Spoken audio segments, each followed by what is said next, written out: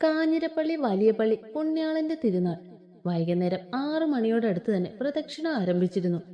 ഏറ്റവും മുൻപിലായി കൊച്ചച്ചന്മാർ, അതിന് തൊട്ടു പിന്നിലായി സ്വർണ്ണക്കുരിശും പിടിച്ചുകൊണ്ട് സഞ്ജുവിനൊപ്പം തന്നെ എബ്രഹാമും വികാരി അച്ഛനും ഉണ്ട്. അവർക്ക് പിന്നിലായി പുണ്യാളന്റെ രൂപക്കുടും വഹിച്ചുകൊണ്ട് ഒരു സംഘം. അതിന് തൊട്ടു പുറകെ ഇരുവരികളിലെ സ്ത്രീകളും പുരുഷന്മാരും പ്രാർത്ഥനയോടെ വരുന്നുണ്ട്. സ്വീകരണം ഏറ്റുവാങ്ങിയിട്ടാണ് പ്രദക്ഷിണം മുൻപോട്ട് പോകുന്നത്. ആകാശത്ത് പല വർണ്ണങ്ങൾ വിരിഞ്ഞു മാറുന്നു. സഹൃദയരെ, അങ്ങനെ ഈ വർഷത്തെ പ്രദക്ഷിണം പള്ളി മൈതാനത്തേക്ക് അല്പസമയത്തിനുള്ളിൽ എത്തിച്ചേരുന്നതാണ്. തിക്കും തിരക്കും ഉണ്ടാക്കാതെ എല്ലാവരും ഒന്ന് സഹകരിക്കണമെന്ന് അഭ്യർത്ഥിക്കുന്നു. ഈ സമയത്താണ് കുരിശിങ്കലിയ വണ്ടി പള്ളിയുടെ പുറകുഭാഗത്ത് വന്ന് നിന്നത്. കാറിന്റെ പുറകിൽ നിന്ന് മാത്തൻ പുറത്തിറങ്ങി. ആ വണ്ടിയിൽ അവറാച്ചനും സേവിയറും ഫിലിപ്പും ഉണ്ടായിരുന്നു.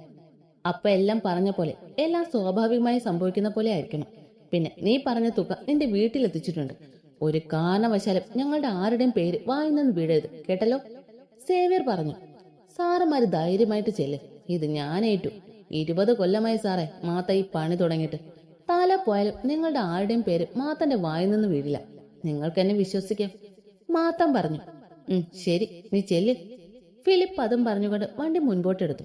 അവരുടെ കാർ കണ്ണിൽ നിന്ന് മറിഞ്ഞതും മാത്തൻ ചുറ്റും ഒന്ന് നോക്കി. എന്നിട്ട് പോക്കറ്റിൽ നിന്ന് ഫോണെടുത്ത് തന്റെ കൂട്ടുകാരെ വിളിച്ചു. പള്ളിയുടെ മുൻവശത്തേക്ക് വരാൻ പറഞ്ഞു. ഉടുമുണ്ട് ഒന്നുകൂടെ അഴിച്ചു മുറുകെ എടുത്ത് അയാൾ പള്ളിയുടെ മുൻവശത്തേക്ക് നടന്നു. അല്പസമയത്തിനുള്ളിൽ തന്നെ പ്രദക്ഷിണം പള്ളിയിൽ എത്തിച്ചേർന്നു. മൈതാനത്ത് പ്രാർത്ഥന കഴിഞ്ഞാണ് പള്ളിക്കുള്ളിലേക്ക് പ്രവേശിക്കുന്നത്. സഞ്ജുവും എബ്രഹാമും ഏറ്റവും മുൻപിലായിരുന്നു.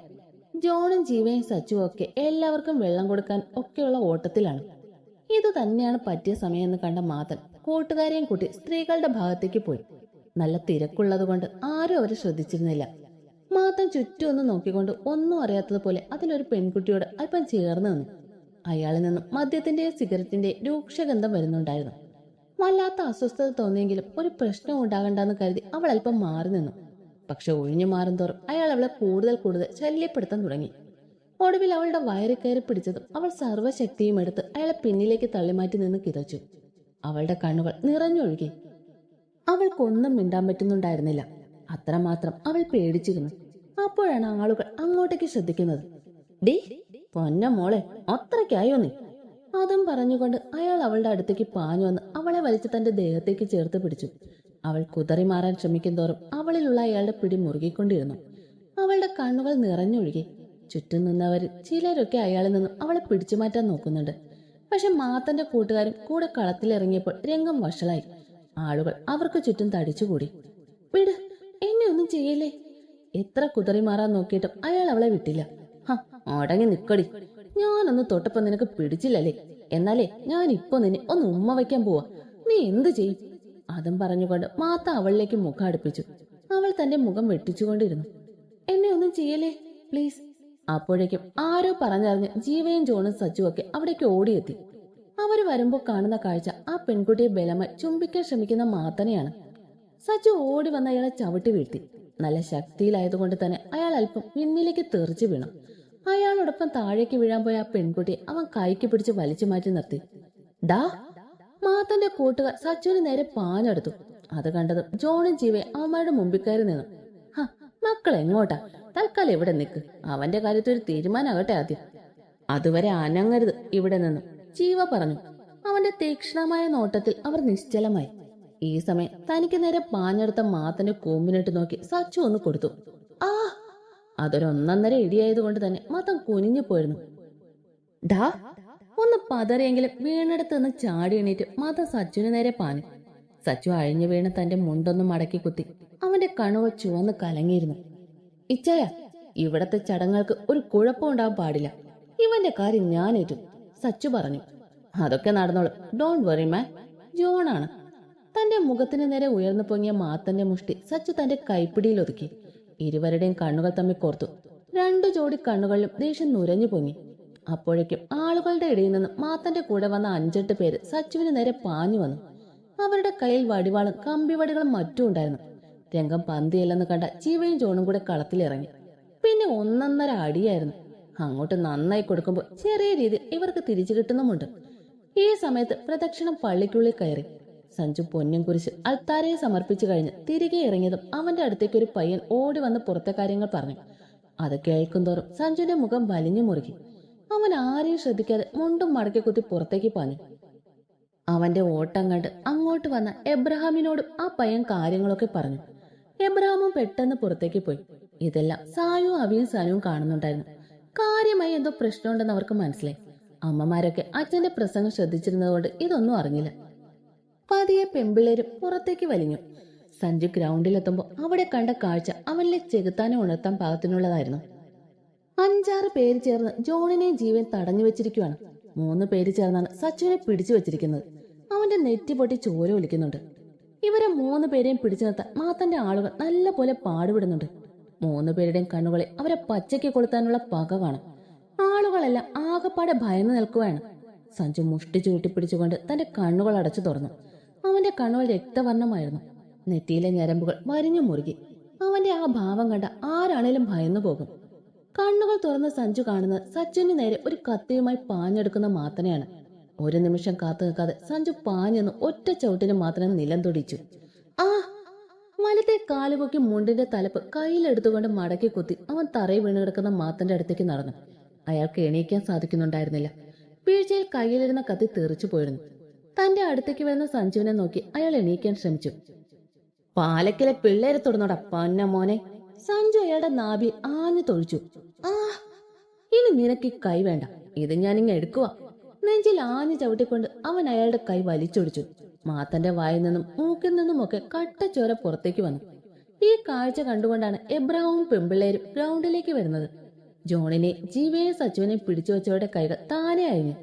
ജീവയെ സച്ചുവും ജോണും സഞ്ജുവിന്റെ അടുത്തേക്ക് വന്ന് അവന്റെ ഇരുവശങ്ങളിലുമായി നിന്നു. അപ്പോഴും സഞ്ജുവിന്റെ വലതുകാൽ മാത്തന്റെ നെഞ്ചി അമർന്നിരിക്കുമായിരുന്നു. അയാൾ അവന്റെ കാൽ കീഴിൽ കിടന്ന് പിടഞ്ഞു. കയ്യിലൊരു സ്പർശം അറിഞ്ഞാണ് സച്ചു തന്റെ സൈഡിലേക്ക് നോക്കുന്നത്. വല്യപ്പച്ച. സച്ചുവിന്റെ ശബ്ദം കേട്ട് ബാക്കി 3 പേര് സൈഡിലേക്ക് നോക്കി. അവിടെ മുണ്ടും മടക്കി കുത്തി സച്ചുവിന്റെ സൈഡിലായി നിൽക്കുന്ന എബ്രഹാമിനെ കണ്ട് അവരുടെ മുഖത്ത് ഒരു പുഞ്ചിരി വിരിഞ്ഞു. അപ്പൊ തുടങ്ങിയേക്കാം അല്ലയോടാ പിള്ളേര്, ഇത് തീർത്തിട്ട് വേറെ പണിയുള്ളതാ. ഒരൊറ്റ ചോദ്യം, ഞങ്ങളിൽ ആരെ തീർക്കാനുള്ള കൊട്ടേഷൻ ഏറ്റെടുത്തിട്ടാടാ പന്ന മോനെ നിന്നെ ഇങ്ങോട്ട് കെട്ടിയെടുത്തേ? എബ്രഹാമിന്റെ ആ ചോദ്യത്തിൽ മാത്തനും കൂട്ടരും ഒന്ന് പകച്ചു. അത് കണ്ട നമ്മുടെ പിള്ളേരുടെ മുഖത്ത് പുച്ഛം നിറഞ്ഞു. സഞ്ജു ഒന്നുകൂടെ അവന്റെ നെഞ്ചിൽ ആഞ്ഞു ചവിട്ടി. ആ ഡാ, കാര്യങ്ങൾ കൈവിട്ടു പോകുന്നു എന്ന് കണ്ടത് മാത്തന്റെ കൂടെ ഉണ്ടായിരുന്ന വീണ്ടും പാഞ്ഞു വന്നു. പിന്നെ ഒന്നും നോക്കിയില്ല. പാലക്കലുകാരുടെ വിളയാട്ടമായിരുന്നു അവിടെ. ഏകദേശം ഒരു 20 മിനിറ്റിനോടടുത്തായപ്പോൾ മാത്തനും സംഘവും ചവറ് പോലെയായി. ഇനി പറ, ആർക്കിട്ടുള്ള പണിയായിരുന്നു? എന്തിനും ഒന്നും അറിയാത്തൊരു പെങ്കൊച്ചിനെ ഇതിലേക്ക് വലിച്ചിട്ടു? തറയിൽ വീണ് കിടക്കുന്ന മാത്തന്റെ അടുത്ത് മുട്ടുകുത്തിയിരുന്നു കൊണ്ട് സഞ്ജു ചോദിച്ചു. പക്ഷെ അയാൾ പറയാൻ കൂട്ടാക്കില്ല. തല്ലുകൊണ്ട് ചാവാനായിട്ടും അവൻ അവന്റെ മുയലാളിയെ ഒറ്റ കൊടുക്കാൻ മേല. എന്താ ആത്മാർത്ഥത! ജോൺ പുച്ഛത്തോടെ പറഞ്ഞു. നീ എന്താടാ വിചാരിച്ചേ, ഞങ്ങളൊക്കെ വെറും ഉണ്ണാക്കന്മാരാണെന്നോ? ജീവ ദേഷ്യത്തോടെ ചോദിച്ചു. പാലക്കലുകാർ നടത്തുന്ന ഈ തിരുനാളിനിടയിൽ കയറി ഇത്തരത്തിലൊരു തന്തയിലത്തരം കാണിക്കണമെങ്കിൽ നിന്നെയൊക്കെ ഇങ്ങോട്ട് പറഞ്ഞു വിട്ടത് ആരാണെന്ന് ഞങ്ങൾക്കറിയാം. പക്ഷെ അത് നിന്റെ വായിന്ന് തന്നെ ഈ നാട്ടുകാർ കേൾക്കണം. പറയടാ പന്ന മോനെ. സച്ചു അലറി. മാത്തം വല്ലാത്തൊരവസ്ഥയിലായിരുന്നു. സത്യം പറയാതെ രക്ഷയില്ലെന്ന് അവന് മനസ്സിലായി. അയാൾ ചുറ്റുമൊന്ന് നോക്കി. തന്റെ കൂടെ ഉള്ളവരെല്ലാം അവശരായി കിടക്കുകയാണ്. പലർക്കും ബോധം പോലും ഇല്ല. ആ അങ്ങോട്ട് പറഞ്ഞു കൊടുക്കടാ കൊച്ചനെ, ഇല്ലേ പിള്ളേര് കയറി മേയും കേട്ടോ. മര്യാദയ്ക്കാണ് അവന്മാര് തന്നെ ഹോസ്പിറ്റലാക്കി തരും. എബ്രഹാമാണ്. ഞാൻ പറയാം. അത് കുരിശിങ്കലുകാര് പറഞ്ഞിട്ടാ. നിങ്ങളിൽ ആരെങ്കിലും കൊല്ലാനായിരുന്നു പറഞ്ഞിരുന്നത്. അവർക്ക് പ്രശ്നമൊന്നും ഉണ്ടാകാതിരിക്കാൻ വേണ്ടിയാ അങ്ങനെ ഒരു പ്രശ്നം ഉണ്ടാക്കിയേ. ഇനി ഞങ്ങളെ ഒന്നും ചെയ്യല്ലേ. മാത്തം തൊഴുകയോടെ പറഞ്ഞു. ഇച്ചായ, ഇവരെ നമ്മുടെ ഹോസ്പിറ്റലിൽ എത്തിച്ചേക്ക്. സഞ്ജു ജോണിനോടായി പറഞ്ഞു. ഇപ്പൊ ആംബുലൻസ് വരുമടാ, ഞാൻ വിളിച്ചു പറഞ്ഞിട്ടുണ്ട്. ജോൺ പറഞ്ഞു. അപ്പൊ വിടുവല്ലേ? സച്ചു ചോദിച്ചു. നീ ഇച്ചായന്റെ കൂടെ പോയി നെറ്റിയിലെ മുറിവ് ഡ്രസ് ചെയ്തിട്ട് അങ്ങോട്ട് വന്നാ മതി. ജീവ പറഞ്ഞു. അത് പിന്നെ ചെയ്യാം, എനിക്ക് കുഴപ്പമൊന്നുമില്ല. അവന്മാർക്കിട്ട് 2 എണ്ണം കൊടുക്കാതെ എനിക്ക് സമാധാനമില്ല. സച്ചു പറഞ്ഞു. പറയുന്നത് കേട്ടാ മതി എന്റെ പൊന്നനി. ഇപ്പൊ തന്നെ ചോര നന്നായിട്ട് പോയിട്ടുണ്ട്. ഇച്ചായ, ഇവനെ കൊണ്ടുപോ. നിങ്ങൾ അങ്ങോട്ട് വന്നാ മതി. ജീവയാണ്. ശരിയടാ. സച്ചു, നീ ഇവിടെ നിൽക്ക്, ഞാൻ കാർ എടുത്തിട്ട് വരാം. ജോൺ അതും പറഞ്ഞ് അവിടെ നിന്നും പോയി. ഡി പെമ്പിള്ളേരെ, ഇനി ഇവിടെ നിൽക്കണ്ട. പിന്നെ അവളുമാരോട് ഇപ്പൊ കൂടുതലൊന്നും പറയണ്ട. വീട്ടിൽ ചെന്നിട്ടാവട്ടെ. ഇപ്പൊ പ്രാർത്ഥന കഴിഞ്ഞിട്ടുണ്ടാവും. അവരെ കൂട്ടി നിങ്ങൾ വീട്ടിലേക്ക് വിട്ടോ. ഞാൻ ഡെന്നിയെ വിളിച്ചിട്ട് പറഞ്ഞിട്ടുണ്ട്. എബ്രഹാം അടിയൊക്കെ കണ്ട് രസം പിടിച്ചിരുന്ന പെമ്പിളേരോടായി പറഞ്ഞു. ശരി വല്യപ്പച്ച. അവിയാദം പറഞ്ഞുകൊണ്ട് സായുവിനെയും സനുവിനെയും കൂട്ടി പള്ളിക്കുള്ളിലേക്ക് പോയി. ഗ്രൗണ്ടും പള്ളിയും തമ്മിൽ അത്യാവശ്യം ദൂരമുള്ളത് കൊണ്ട് ഇവിടെ നടക്കുന്നതൊന്നും അകത്തറിഞ്ഞിരുന്നില്ല. അപ്പന്മാരും അമ്മമാരും ഒക്കെ അകത്തായിരുന്നു. സഞ്ജു, ജീവ, വണ്ടി എടുക്ക്, നമുക്ക് അവന്മാരെ ഒന്ന് കണ്ടേച്ചും വരാം, എബ്രഹാം പറഞ്ഞു. ശരി വല്യപ്പച്ച. ജീവ താറെടുക്കാനായി പോയി. അപ്പോഴേക്കും ജോൺ കാറുമായി വന്നു. സച്ചു ചെന്ന് കോ ഡ്രൈവർ സീറ്റിലെ ഡോർ തുറന്ന് ഉള്ളിലേക്ക് കയറി. ഹോസ്പിറ്റലിലെ കാര്യം തീർത്തിട്ട് നിങ്ങൾ വീട്ടിലേക്ക് വിട്ടോ, എബ്രഹാം പറഞ്ഞു. ശരി വല്യപ്പച്ച. സഞ്ജുവേ, എന്റെ ഇച്ചാന്റെ വക കൂടെ കൊടുത്തേക്കണേടാ. ഞാൻ കൂടെ വന്നേനെ, പക്ഷെ എന്റെ ചേട്ടൻ കാലം എന്നെ കൊല്ലും, സച്ചു പറഞ്ഞു. ഇച്ചായൻ കേക്കണ്ട, നീ ധൈര്യമായി പൊക്കോടാ, ബാക്കി ഞങ്ങളേറ്റു. ഹ, ഇനി അതല്ലേ വഴിയുള്ളൂ. ഇച്ചായ, വണ്ടി എടുക്ക്, എന്നാ ഞങ്ങൾ വിട്ടേക്ക് വാടാ, ജോൺ സഞ്ജുവിനോട് പറഞ്ഞിട്ട് വണ്ടി എടുത്തു പോയി. തൊട്ടുപുറകെ തന്നെ ഒരു ആംബുലൻസ് അവിടെ വന്ന് നിന്നു. അവിടെ കിടന്നവന്മാരെ എല്ലാം കയറ്റി അയച്ചിട്ട് സഞ്ജുവും ജീവയും എബ്രഹാമും കൂടെ അവിടെ താറിക്കയറി അവിടെ നിന്നും പോയി. അതേസമയം കുരിശിങ്കലിൽ, പൊന്ന മക്കൾ, ഇവിടെ അവന്മാർ തന്നെ ജയിച്ചു. മുൻപിലുള്ള ഗ്ലാസിന്റെ ടേബിൾ ചവിട്ടി തെറിപ്പിച്ചുകൊണ്ടാണ് അവറാച്ചൻ തന്റെ ദേഷ്യം തീർത്തത്. താഴെ എന്തോ വീണുടയുന്ന ശബ്ദം കേട്ട് സേവ്യറും ഫിലിപ്പും മുകളിൽ നിന്നും ഇറങ്ങി വന്നു. എന്നതാ അപ്പ, എന്നതാ പറ്റി? സേവ്യർ ചോദിച്ചു. അവന്മാരുടെ കയ്യിൽ നിന്ന് 2 എണ്ണം കിട്ടിയപ്പോ ആ പൊന്നമ്മോൻ നമ്മുടെ പേര് പറഞ്ഞടാ. നമ്മൾ പറഞ്ഞുവിട്ട എല്ലാത്തിനെയും അടിച്ചൊതുക്കി ഹോസ്പിറ്റലിലാക്കിയിട്ടുണ്ട്. അവന്മാരുടെ കൂടെ ഉണ്ടായിരുന്ന ഒരുത്തന എന്നെ വിളിച്ച് പറഞ്ഞ് അവ എങ്ങനെ ഓടി രക്ഷപ്പെട്ടതാണെന്ന് അവറാച്ചൻ പറഞ്ഞു. അപ്പോഴേക്കും കുരിശിങ്കലെ ഗേറ്റ് ഇടിച്ച് പൊളിച്ചുകൊണ്ട് സഞ്ജുവിന്റെ താർ അവരുടെ മുറ്റത്തേക്ക് വന്നു നിന്നു. ശബ്ദം കേട്ട് അവറാച്ചനും മക്കളും പുറത്തേക്ക് വന്നു. ഡ്രൈവിംഗ് സീറ്റിൽ നിന്ന് സഞ്ജുവും പുറകെ നിന്നും ജീവയും ചാടിയിറങ്ങി. ഇരുവരും പാഞ്ഞു നിന്ന് ഫിലിപ്പിനെയും സേവ്യനെയും ചവിട്ടി വീഴ്ത്തി. അപ്പോഴേക്കും എബ്രഹാം പുറത്തിറങ്ങി കാറിന്റെ ഫ്രണ്ടിൽ ചാരി നിൽപ്പുണ്ടായിരുന്നു. ഡാ, അവറാച്ച അലറി. എന്തോന്ന് ഡാ, നീയൊക്കെ കൂടെ ഞങ്ങൾക്കിട്ട് ഉണ്ടാക്കാൻ നോക്കിയതല്ലേ? അപ്പൊ തിരിച്ചു നിനക്കൊക്കെ എന്തെങ്കിലും തന്നില്ലേ? ഞങ്ങളൊക്കെ മൂക്കിന് താഴെ ഈ രോമം വെച്ച് നടക്കുന്ന എന്തർത്ഥമാടോ കിളവ ഉള്ളേ? സഞ്ജു, പോയി എടുത്തോണ്ട് വാടാ യുവന്മാർക്കുള്ള നമ്മുടെ ഉപഹാരം, ജീവ പറഞ്ഞു. സഞ്ജു 3നെ നോക്കിയൊന്ന് പുച്ഛിച്ചുകൊണ്ട് താറിന്റെ അടുത്തേക്ക് പോയി. പോകുന്ന പോക്കിൽ എബ്രഹാമിനെ നോക്കി ഒരു കണ്ണിറുക്കി കാട്ടാനും അവൻ മറന്നില്ല. താറിന്റെ പുറകിലത്തെ ഡോർ തുറന്ന് വലിയൊരു ചാക്കും കെട്ടെടുത്ത് അവൻ പുറത്തേക്കിട്ടു. അതും വലിച്ചോണ്ട് സഞ്ജു മുൻപോട്ട് നടന്നു. അപ്പോഴേക്കും മറ്റൊരു കാർ അവിടെ വന്ന് നിന്നു. അതിൽ നിന്നും കുരിശിങ്കിലെ സ്ത്രീകളെല്ലാം പുറത്തേക്കിറങ്ങി. അതിൽ ഒരുവളുടെ കണ്ണുകൾ സഞ്ജുവിനെ കണ്ടതും വികസിച്ചു. അവളുടെ കണ്ണുകൾ അവന്റെ ദൃഢമായ ശരീരത്തിലൂടെ ഒഴുകി നടന്നു. എന്നാൽ പാലക്കിലുകാരെ അവിടെ കണ്ട പകപ്പിലായിരുന്നു മറ്റുള്ളവർ. എന്തോ കാര്യമായ പ്രശ്നമുണ്ടെന്ന് അവർക്ക് മനസ്സിലായി. സഞ്ജു ആ ചാക്ക് കെട്ട് കൊണ്ടുവന്ന് അവറാച്ചന്റെ മുൻപിലിട്ടു. നിങ്ങൾ ഞങ്ങൾക്കായി കരുതി അത്ര അങ്ങോട്ട് ഒത്തില്ലാട്ടോ. എന്ത് ചെയ്യാനാ, ഈ വല്യപ്പച്ച സമ്മതിച്ചില്ലാന്നേ. ആ സാരമില്ല, ഇനി സമയമുണ്ടല്ലോ, ഇപ്പൊ ഇത് വെച്ച് അഡ്ജസ്റ്റ് ചെയ്യും, സഞ്ജു പുച്ഛത്തോടെ പറഞ്ഞു. അപ്പൊ ഞങ്ങളങ്ങോട്ട് ഇറങ്ങിയേക്കുവാ. അതും പറഞ്ഞുകൊണ്ട് മുണ്ടും മടക്കി കുത്തി ജീവയെ സഞ്ജു താറിനടുത്തേക്ക് നടന്നു. സഞ്ജു ഡ്രൈവർ സീറ്റിലും ജീവ ബാക്കിലും കയറി. അപ്പോഴും എബ്രഹാം നിന്നടത്ത് തന്നെ നിൽക്കുവാണ്. വല്യപ്പച്ച, വന്ന് കയറി, സഞ്ജു പറഞ്ഞു. ഇവിടം വരെ വന്ന സ്ഥിതിക്ക് അവനെ കണ്ട് സുഖവരം തിരക്കാതെ എങ്ങനാടാ ഔവേ പോകുന്നത്? ഞാൻ അവനെ ഒന്ന് കണ്ടേച്ചും വരാം. അതും പറഞ്ഞുകൊണ്ട് എബ്രഹാം അവറാച്ചന്റെ അടുത്തേക്ക് നടന്നു. അയാളുടെ ആ വരവ് കണ്ട് അവറാച്ച ആകെ പകച്ചു നിൽക്കുവാണ്. കാരണം അയാളെക്കാൾ നന്നായി എബ്രഹാമിനെ മറ്റാർക്കും അറിയില്ല. അവറാച്ചന്റെ മുഖത്തെ പകപ്പ് കണ്ട എബ്രഹാമിന്റെ ചുണ്ടിൽ ഒരു പുച്ഛച്ചിരി വിരിഞ്ഞു. എബ്രഹാം അവറാച്ചന്റെ മുമ്പിൽ വന്നു നിന്നു. ഇനി ഒരിക്കൽ കൂടെ എന്നെ ഇവിടേക്ക് വരുത്തരുത്. എന്റെ പിള്ളേർക്ക് നേരെ പണിയും കൊണ്ട് ഇറങ്ങിയ അറിയാലോ എബ്രഹാമിനെ, പറഞ്ഞല്ല ചെയ്താ ശീലം. എബ്രഹാം അയാളുടെ തോളിലൊന്ന് തട്ടി അപ്പുറത്തും ഇപ്പുറത്തും നിൽക്കുന്ന ഫിലിപ്പിനെ സേവ്യറിനെ ഒന്ന് നോക്കിക്കൊണ്ട് തിരിഞ്ഞു നടന്നു. അതൊരു താക്കീതാണെന്ന് അവർക്ക് മനസ്സിലായി. താറിന്റെ കോ ഡ്രൈവർ സീറ്റിലെ ഡോർ തുറന്ന് അയാൾ ഉള്ളിലേക്ക് കയറി. വണ്ടി എടുക്കട ചക്ക. എല്ലാത്തിനും ഒന്നുകൂടെ നോക്കി സഞ്ജു തന്റെ കാർ വളച്ചെടുത്ത് പറപ്പിച്ചു വിട്ടു. അവൻ കണ്ണിൽ നിന്നും മറയും വരെയും അവളുടെ കണ്ണുകൾ അവനെ പിന്തുടരുകയായിരുന്നു.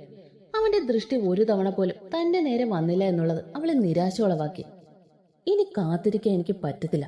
നിന്റെ ആ ശരീരം എന്നെ വല്ലാണ്ട് മോഹിപ്പിക്കുന്നു. എനിക്ക് വേണം നിന്നെ. നിന്നിലെ പുരുഷനെ എനിക്ക് അറിയണം. വർഷയുടെ ആത്മയാണ് മോനെ. അമ്മച്ചിയുടെ ഉറക്കുള്ള നിലവിളിയാണ് അവളെ ചിന്തകളിൽ നിന്നും പുറത്തു കൊണ്ടുവന്നത്. അപ്പോഴാണ് അവിടുത്തെ കാഴ്ച അവൾ കാണുന്നത്. അയ്യോ ഇച്ചായ! സഞ്ജുവിന്റെ വണ്ടി അവിടെ നിന്ന് പോയപ്പോ തന്നെ സേവ്യർ ഓടി വന്ന് സഞ്ജു കൊണ്ടിട്ട ചാക്കിന്റെ കെട്ടഴിച്ചു. രക്തത്തിൽ കുളിച്ച റോണിയുടെ ശരീരമായിരുന്നു അതിനുള്ളിൽ. എല്ലാവരും ഒരു നിമിഷം പകച്ചുപോയി. അമ്മമാരൊക്കെ കരഞ്ഞു ബഹളം ഉണ്ടാക്കി. സേവ്യർ അവന്റെ മൂക്കിന്റെ താഴെ കൈകൊണ്ട് വന്ന് ശ്വാസം ഉണ്ടോന്ന് നോക്കി. ഇച്ചായ, ശ്വാസമുണ്ട്, വാ വന്ന് പിടിക്കും, പെട്ടെന്ന് ഹോസ്പിറ്റലിൽ എത്തിക്കാം. ഇതെല്ലാം കണ്ട് പകച്ചു നിൽക്കുന്ന ഫിലിപ്പിനോടായി സേവ്യർ പറഞ്ഞു. അവറാച്ചൻ കണ്ണടച്ച് മുഷ്ടി ചുരുട്ടിപ്പിടിച്ച് നിൽക്കുവാണ്. വിടില്ല ഞാൻ, എന്റെ ചെക്കനെ ഈ പരുവത്തിലാക്കി ഒറ്റ ഒരെണ്ണത്തിന് വിടില്ല ഞാൻ. അവറാച്ചൻ തന്റെ ഉള്ളിൽ ഉരുവിട്ടുകൊണ്ടിരുന്നു. അപ്പോഴേക്കും വർഷയും സേവ്യറും ഫിലിപ്പും കൂടെ റോണിയെ എടുത്ത് കാറിൽ കയറ്റി. അവരുടെ കൂടെ റോണിയുടെ അമ്മച്ചിയും കയറി. അവരുടെ കാർ പെട്ടെന്ന് തന്നെ ഹോസ്പിറ്റലിലേക്ക് പാഞ്ഞു. ഇപ്പോഴും ഒന്നും മിണ്ടാതെ നിൽക്കുന്ന അവറാച്ചന്റെ അടുത്തേക്ക് അവറാച്ചന്റെ ഭാര്യ റീത്ത വന്ന് നിന്നു. അവരുടെ കണ്ണുകൾ നിറഞ്ഞൊഴുകുന്നുണ്ടായിരുന്നു. നിങ്ങൾക്ക് ഇനിയേലും നിർത്തിക്കൂടെ ഈ കൊലവറി? വർഷങ്ങളായില്ലേ കണ്ടില്ലേ എന്റെ കുഞ്ഞിന്റെ കോലം? എല്ലാരും കൊന്നു തിന്നാലേ അടങ്ങത്തുള്ളൂ നിങ്ങളുടെ ഈ കാറി പോടി പന്ന മോളെ. എന്നെ ഉപദേശിക്കാൻ നീ ആരാടി? അവളെ എനിക്കിട്ടുണ്ടാക്കുന്നു. റീത്തയെ നോക്കി കലിപ്പിച്ചുകൊണ്ട് അയാൾ അകത്തേക്ക് പോയി. പാലക്കൽക്കാരോടുള്ള പക അയാളുടെ കണ്ണിൽ തെളിഞ്ഞു നിന്നു. ചില ജന്മങ്ങൾ അങ്ങനെയാണ്, എത്ര കിട്ടിയാലും പഠിക്കില്ല.